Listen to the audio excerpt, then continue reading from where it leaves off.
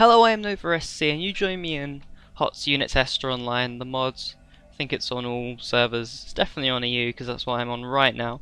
But I'm just going to talk through a few ideas I had to improve, well, not really improve because the game's already balanced, just to make the game more fun in the next expansion to this game. So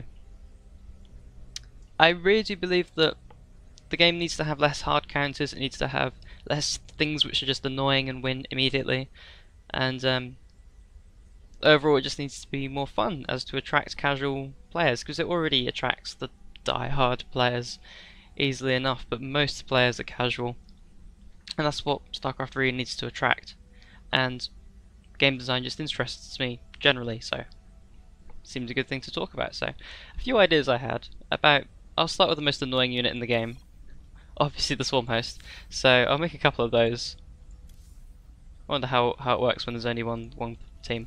Right, so the problem with this unit is that it spawns things endlessly, and the things that it spawns are really fucking hard to kill. They have actually quite a lot of HP. For 65 is quite a lot, and they do a lot of damage, a huge amount of damage. 12 is massive. So for the cost, which is only 100 gas actually, 200 minerals is quite a lot as well, to be fair. But Zerg often has a lot of bases, so minerals aren't too much of an importance. 100 gas, you can do a lot of damage with these guys, and being able to siege at such a long distance slows the game down and makes the game a lot more boring. It's terrible to watch as a spectator because games just go on forever. Well, a few ideas I had. The main one being just remove this unit from the fucking game in just straight up, remove it from the game would be cool for me. But another idea I had would be make it more of like a Zerg DT sort of thing. So instead of making it a siege unit, I mean Zerg, I think Zerg's fine for siege units. Broodlord is a really good siege unit. It's a really interesting mechanic because you can make anti-massive air units to deal with them quite easily in many cases. So instead of it being the silver siege unit, you could make it a DT. So that would involve increasing its move speed to say 2. I don't know. I didn't think about this far. Just a bit of a speed increase, or maybe 2.5. So it's faster than the average unit, which is 2.25. And you could also go as far as even decreasing its life. I mean, it's already quite squishy with 160, but you could even decrease it a bit more. But you could make it faster. You can make the Locust move a bit faster. So the idea of the unit is it runs in, sieges near a base, and rallies these quick Locusts to deal damage. And the Locust could even do additional damage to light units and less base damage. So you could have them harass mineral lines. Now Zerg already has loads of ways to harass mineral lines, but I don't see why they can't have a DT as well, because Zergs often get very annoyed with DTs. I think they should have their own sort of thing. And I don't think this takes away from the roles of any of the other harassment Zerg units, because this is a lot different. This would be quite a lot different of the mechanic. They do have infestors, but infestors are very cost inefficient when you use them to harass sometimes, because fungals aren't as good as they used to be, infested terrans aren't as good as they used to be, etc. So next, admittedly with some terrible editing, I'm not even sure how I'm going to go and edit this. I'm not thinking ahead here. So now I'm going to move on to the MotherShip Core. I have some stalkers as well, you're going to see why. But the MotherShip Core, I'll start the game. The MotherShip Core has a lot of issues. People have a lot of issues with this. Of course it's balanced on a whole because Protoss tend to win 50-50. They're not, people say they're really easy to play, but MotherShip Cores aren't that easy to use. They are quite tricky. Time warps and shit aren't that easy to use. It's easy to misclick and stuff. Of course, as a defensive tool, it's really easy to use it just to defend you for a long time. It's much easier than using a whole army, but it's not the easiest thing in the world to use. And it is a bit of a crutch, and if you rely on this unit to keep you alive, if it dies you lose the whole game, as I have on many occasions. So it has pros and cons. It's not perfect, it's not ridiculously overpowered, but it's annoying to deal with as a Zerg or a Protoss or any opponent of a Protoss. Especially it's even harder to deal with as a Protoss because army movements are the whole game in PvP. But anyway, I'll stop ranting. So I don't have a Nexus to recall to, which is annoying, but basically the problem with this is you can recall your whole army, because look at the distance you have here. You can recall your whole army quite easily with this. Now that is fine but the problem is it can be exploited, because if you have 200 energy when you move out, you can recall and then move out again immediately, and then recall again, and then move out immediately again, then recall. It gets a bit stupid because you can. It's very difficult for your opponent to go on the aggressive against you as a Protoss. And the general way that Protoss is supposed to work is that you are supposed to be on the defensive at some points in the game, and that might not happen with this unit. So ways to make it like less annoying would be to the recall anyway, would be to either give it some sort of cooldown, because 100, you know, it does have a bit of a cooldown, but if we said it had 300-second cooldown in addition to the 100 mana cost, energy cost, then players can immediately move out after they recalled. And I like the way you can recall your whole army, because that makes attacks a bit more non-committal, and as Protoss armies you need some way of attacking non-committally, otherwise you won't attack at all and you'll play passively and you'll sit at home and be very boring, and it's very annoying to watch as a spectator. Another way you could do it, in addition to the massive cooldown, would be to have a reduced area of effect.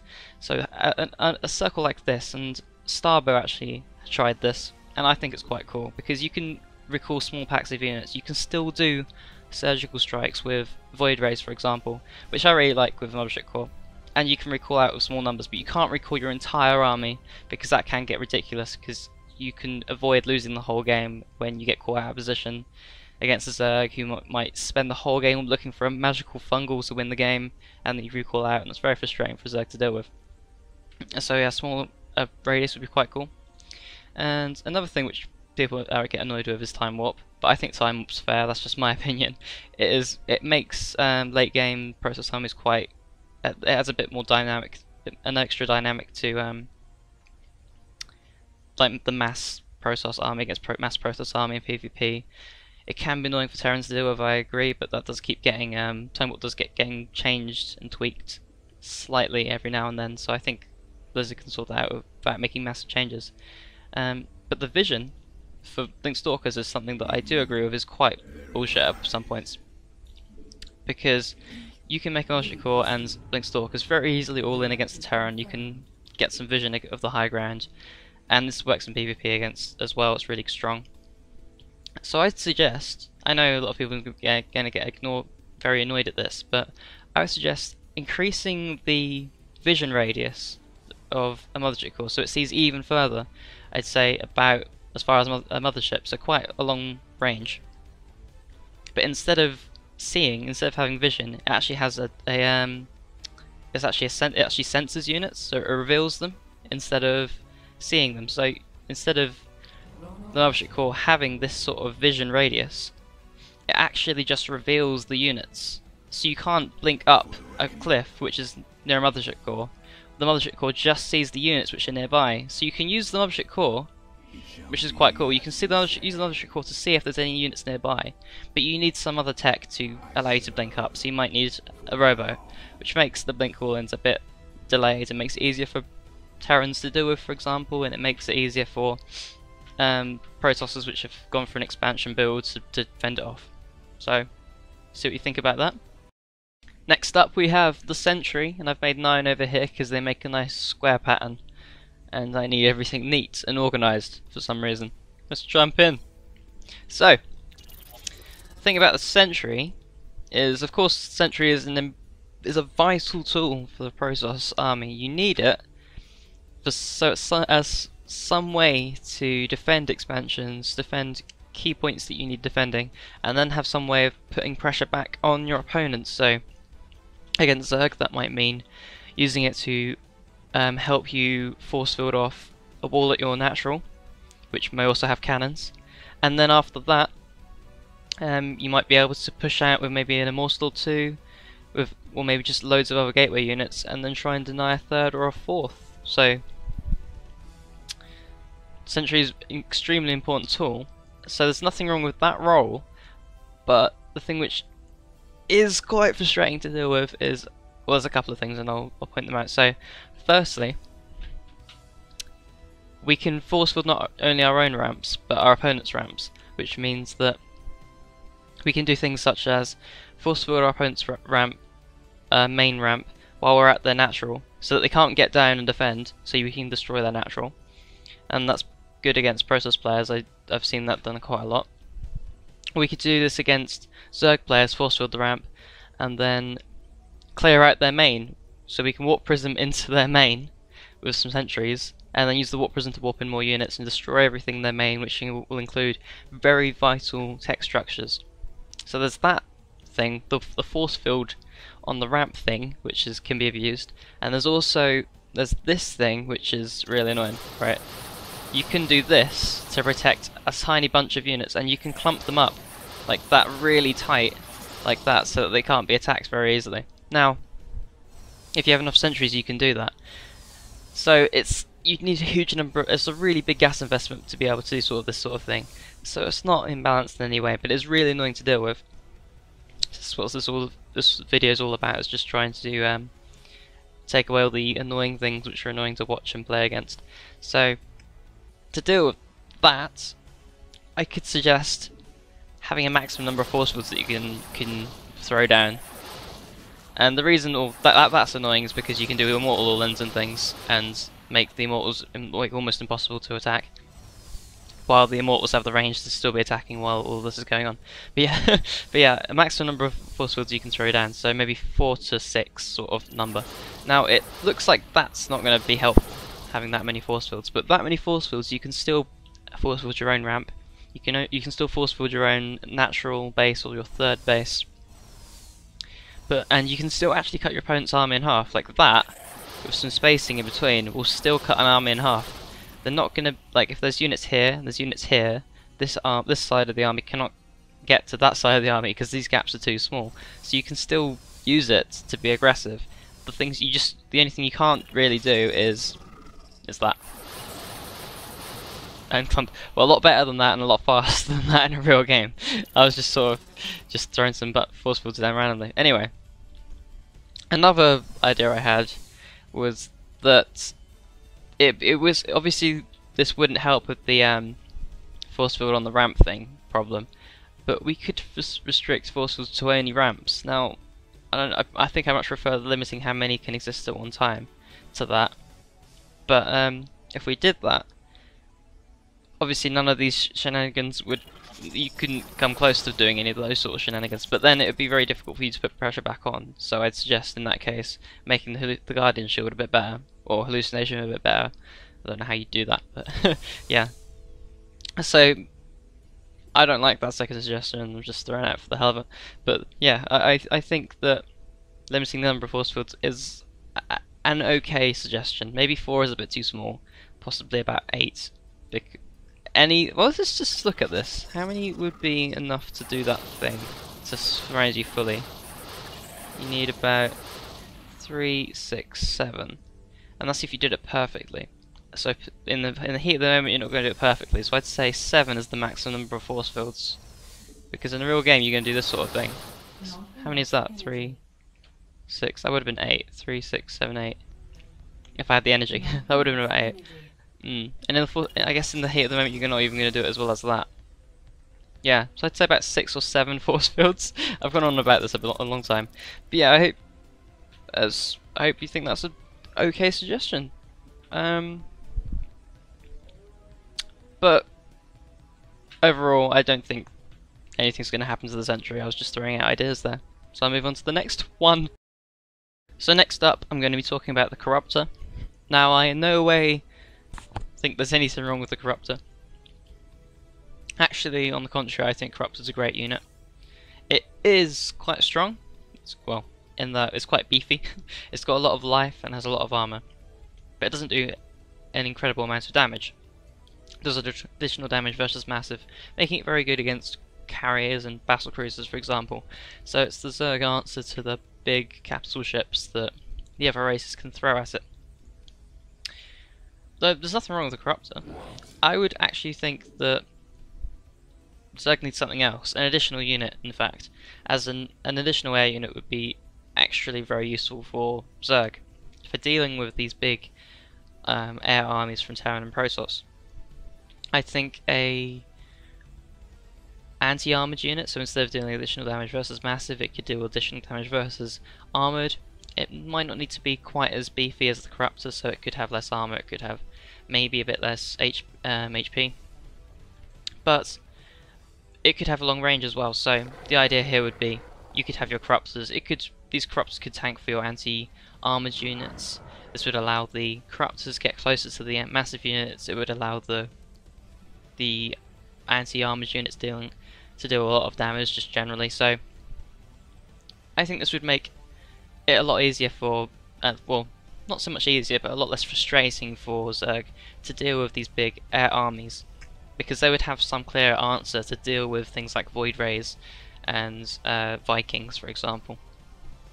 Because Musilisks aren't particularly good against Void Rays, they're okay against Vikings, and Corruptors definitely aren't good against Void Rays. They're terrible against Void Rays, and they're not fantastic against Corruptors, though. I mean, against Vikings. So this unit would allow some. It would be sort of. It would sort of have the role of the Hydra, but be an air unit sort of thing. So Hydras are used to deal with Void Rays normally. When they come for their surgical strikes, they do their MotherShip recall shenanigans. They move around the bases which are nearby, try and snipe off extractors and things.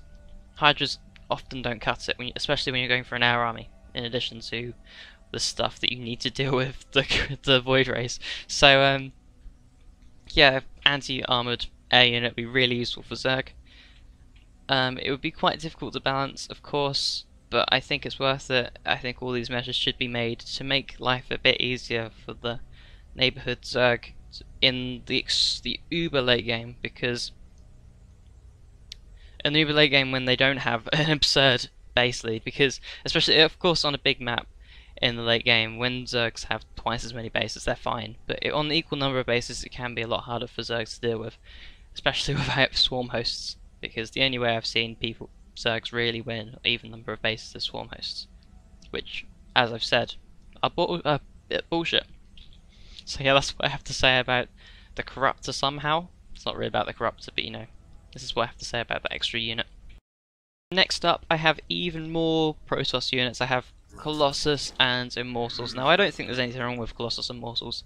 The only thing I'd say is Reavers were better, as in the micro sort of sense, than Colossus, because Reavers are a lot harder to use. Colossus have a bit of a-clickiness to them. Immortals require a lot of focus firing. I like Immortals, they're cool. But Colossus are just maybe target the biggest clump of units and just laser away. The Cliff Walk is quite cool. That requires a bit of micro. Of course, you want to micro against Vikings and things. Actually, microing Colossus away from Vikings is actually pretty damn difficult, but on the whole, Colossus isn't a particularly hard unit to use. And it's got a big head and is annoying. So, why have I put these robo units into the map? It's not about these units in particular, it's just I think Protoss would like to have some anti-air robo unit. Sounds a bit stupid, but I think mass Colossus, mass Stalker armies, they're cool, but they're a bit boring sometimes. Having to complement robo with Stalkers all the time, or Void Rays, is boring. I think I would like some other option for Protoss to have. For example, a quite expensive Stalker, a unit which is nowhere near as cost effective as a Stalker in dealing with anti-air units, but a robo unit which can be produced from the robo, which costs quite a lot of money. So I'd say as much or slightly more than an Immortal, which has the same role as a Stalker. So it feels really weird. I'd like imagine a Immortal but with its weapons shooting up, which scuttles around and shoots up nearby air units. That sort of thing would help you deal with Musilisks as a Protoss. Deal with Vikings. You could have some sort of you could have a mode which switches, like the Thor, which allows you to get a longer range for less damage, which deals less damage. I think that sort of thing would be quite cool, and I'd like to see the way it mixes up Protoss armies which have gone for Colossus. You can go for Colossus into Stalker for the mobility, or you can go Colossus into this new anti-air robo unit, which would be less mobile but allow for a bit of synergy, because you can make lots and lots of robos produce many Colossus at a time at points, make many of this new unit at some points, I think it'd be a lot more interesting to watch, in my opinion. But it might just be stupid, and it might just be having dreams which cannot come true. But see what you think. So that's about all I have to show you here. I hope you can agree that a lot of these changes could make the game more interesting to watch and play. So especially, I like my idea for a swarm host changing it from siege sort of unit to a harassment sort of unit.